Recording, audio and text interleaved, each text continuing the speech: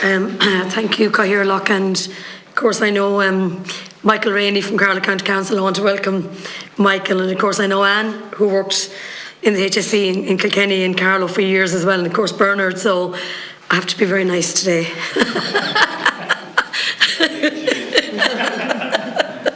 No, well, I was just thinking when we spoke about the local area, to do with whether it's networking and aims to improve services. And I was thinking on Monday we were very lucky. We had Minister Mary Rabbitte in Carlow, Minister Mary Butler in Carlow, and she opened what is the dementia cafe called the Cabin Cafe. And it really is a very supportive cafe for families and their carers. And I think that is part of all the networking that you're on about through the HSE and through local authorities. And, I suppose the aims to make sure everybody is working together. So it was a really big, I felt, successful morning, and I think Minister Mary Butler did a great job, and I think that's what we need to do. We need to have more things happening like this, and of course I can only say that Carlow Older Persons Forum is probably one of the best in the country. But look, it was good to see. I suppose when you speak about local area coordination models, and you speak about signposting and things like that now, maybe I'm not kind of aware if there's too much in that in Carlow, so maybe Bernard, you might come back to me on that. Look, we all have to be practical here. There's huge challenges within the HSE, Section 39s.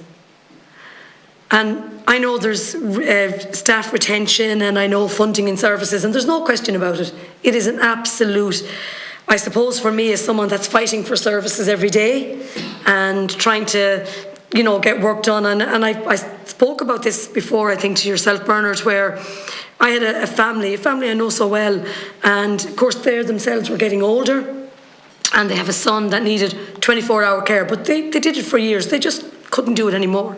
So I had been working with Minister Anne Rabbitte, and a very good provider of service in Carlow. So we got the funding, then we got the bed, then we couldn't get the staff. So it worked out now that so there was no staff. The man himself needed to go into the service.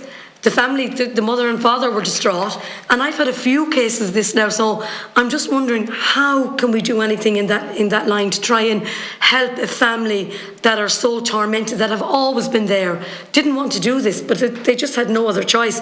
So that is a huge issue that I feel a lot of people are getting older, and we see it ourselves.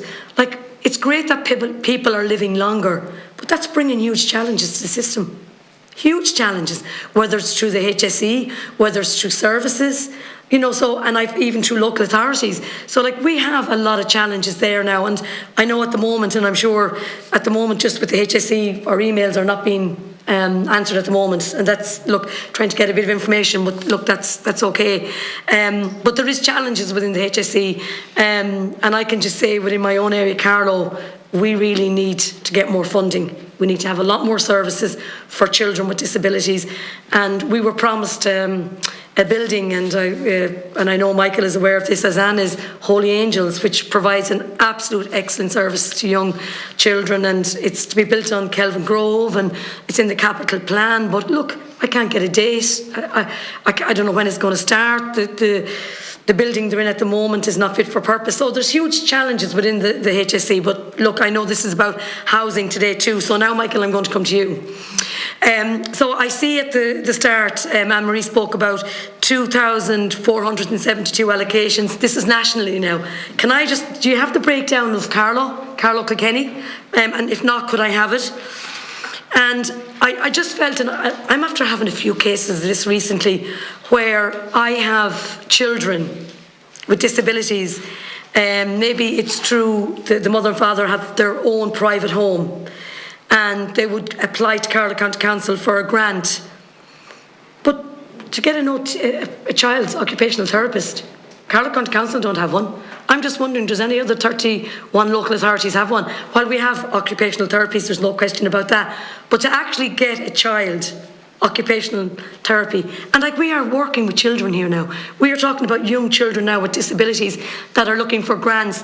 I know through the local authority that you can apply for a sensory room, and that is done through the local authority. That's grand because it's a local authority house. So you apply. If you're going through that, that's fine. They come out. But if you say, owned your own home and you have a child with a disability, you need to get a child's occupational therapy. All local authorities across the country should have a child occupational therapist. And my understanding is that is not out there. Now, that's just common sense. That is just something I believe that across all sectors we need to have that communication. And it is great, as Pauline has said, that everybody's working together. But I see that daily myself. I can honestly say, working with the local authority, HSE, all the different departments, they are very good. They are, and they all do. If you go back to them, you might have to scald them, as Michael had known. You might have to ring them a good few times, but you know, they do all work together. So I would ask if one thing today is, could that be looked at? I just feel, for me, that would really do really well. And I know Michael spoke about the grants, and you know, these grants are really good. I really welcome them. And you said there was a review on. There needs to be a review, and I'm going to give you 2 cases. I could give you 100, but I'll just go with 2, and I'm sure all of you are aware of this through all local authorities. First of all, for a local authority, for your grant, say if it's, whether it's older person, housing adaptation, bathroom, whatever, if you apply, say, for an older person's grant, and you know you have to be 66, there's no leniency there. So if you go for your windows and doors, and you're 6 months off, and you might have a really bad ailment, there's no give and take there whatsoever. 66 you apply. I think you need to look at leniency there. And I think maybe that is part of the review. I'm sure, Michael, that will be looked at. The other thing is, and I'm sure you're all aware of it, we've all seen huge challenges in the system since COVID. And whether it's a bathroom adaptation grant, a bedroom, a bathroom built on, the cost of materials has absolutely soared.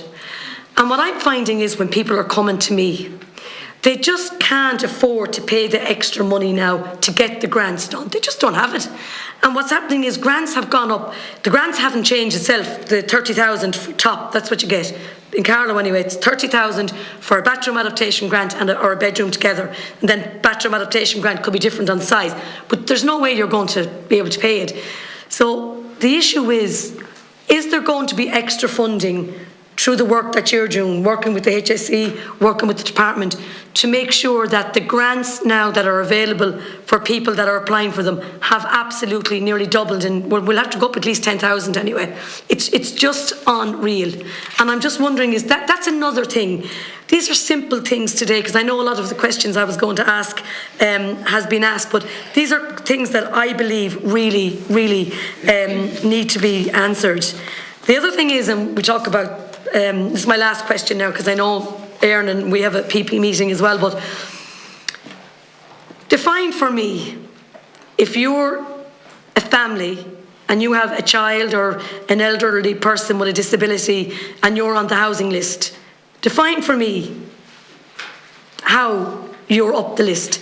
Because normally it's, oh well, we look at that now under medical grounds, but oh look, there's a waiting list. So how do ye define, how do ye yourselves decide, as people that represent the local authorities and working through the HSE, like how do you define? And this is my last thing. I had a woman in yesterday. Now, God, she was very upset. She's from a rural part of Carlow, and her son is going to have a housing interview next week. They rang to say they're going to have it.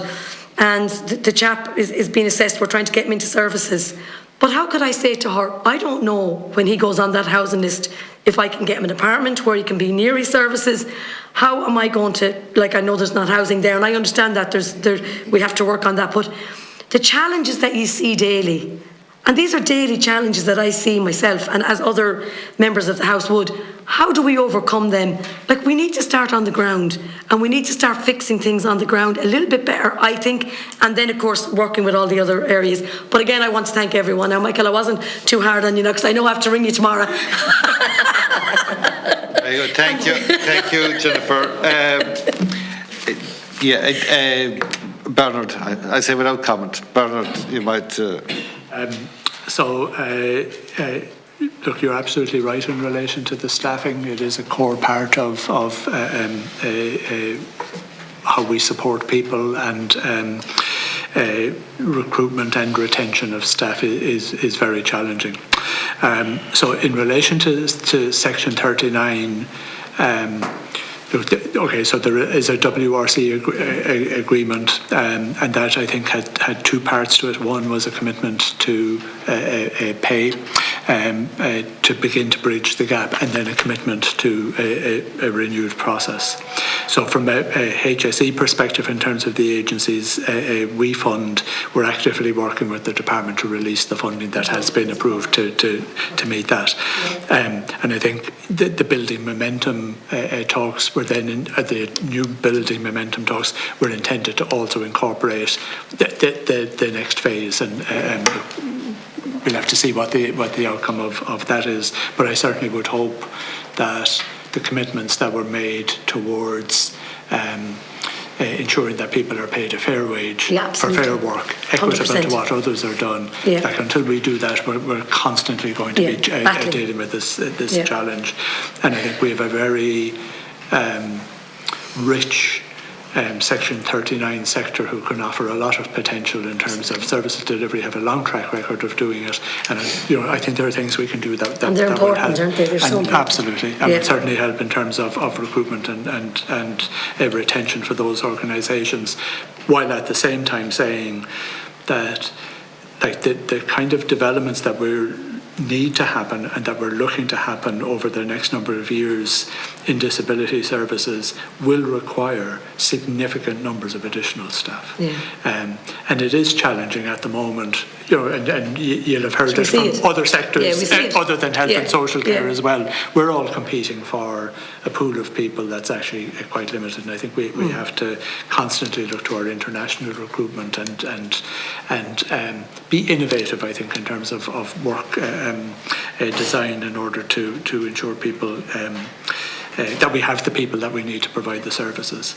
I'll have to come back to you in relation to Holy Angels. I do know it's on the capital plan. I do know that we're working on the capital plan at the moment, and that will set out what we're committing to for this year. So once I have a bit of information around Holy Family, I'll come back to you. I know it's on there.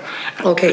But to what extent or what will happen this year, I'll come back to you to confirm what the position is there. Michael. No pressure. You have me targeted. I'll have to come back to you with specific figures for Kilkenny and ourselves in terms of the allocations. You're right when you say about the challenges of getting an occupational therapist. As a local authority, we don't have that skill set in-house, so we are dependent on those reports, and I recognise it is difficult for some families to get those OT reports. What I do know on the ground, though, when there is a really challenging case, that there is a good relationship between ourselves and the HSE to get those OT reports brought forward or prioritised for specific cases. In terms of grants, the department are in the middle of a review of the grants. Cost inflation is one of the key considerations. You know that well yourself. But also the fact that, and I've had many cases where you have that specific rule where it's 66 and there is no discretion as a local authority to go beyond that. We are bound by the rules and regulations set out and whatever comes out of this review. But if you broaden the rules, if you broaden the number of people who can come forward and get funded schemes, you also need to broaden the overall funding net. Yeah, 100%. Because otherwise what happens is you just end up with more applications and not enough money going out to the key people. So, and that would have been one of the considerations in the review, because that issue did come up before, but there is a finite amount of money there. And if you can see, it is already, you can see from the figures, it's oversubscribed. There's more money being spent than was originally allocated. There's quite a lot of demand on this funding stream in every local authority. So if you do broaden the terms, if you make it more available, you do need to look at the overall funding envelope.